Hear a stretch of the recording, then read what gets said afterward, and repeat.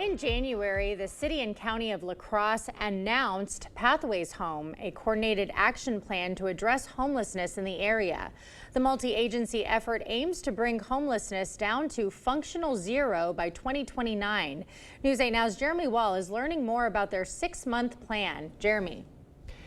Emily, the city and county will be improving resources for the homeless community here in La Crosse, including more help for those experiencing drug addiction and mental illness. They also want to create connections to long-term housing.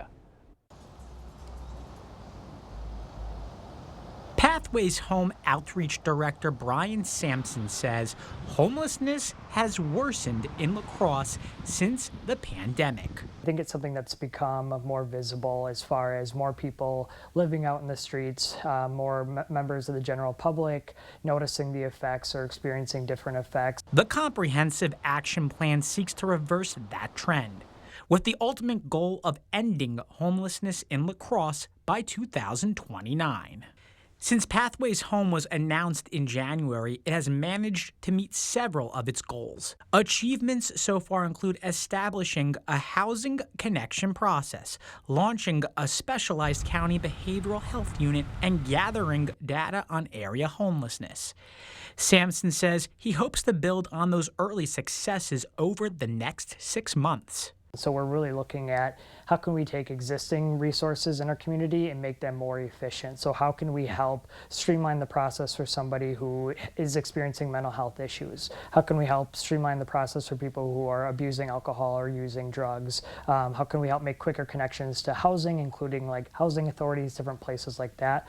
Housing is one resource Sampson wants to make more efficient. Do we have enough housing in the community of La Crosse? We know we need more, especially more affordable housing. I would say that's a big resource. So how can we start to connect people to those existing housing options?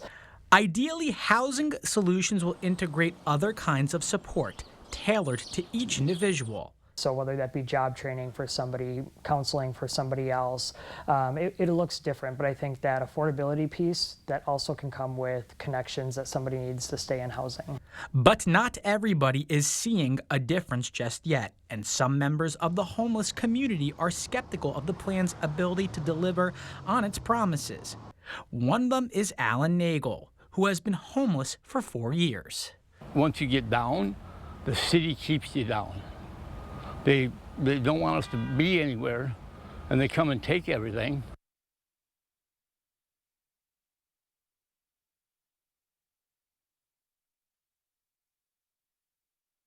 The Pathways Home also plans to establish a peer support team. That team will include people who were previously homeless. Project leaders hope those peer support specialists can use their personal experience to help those who are currently homeless. Emily. All right. Thank you, Jeremy.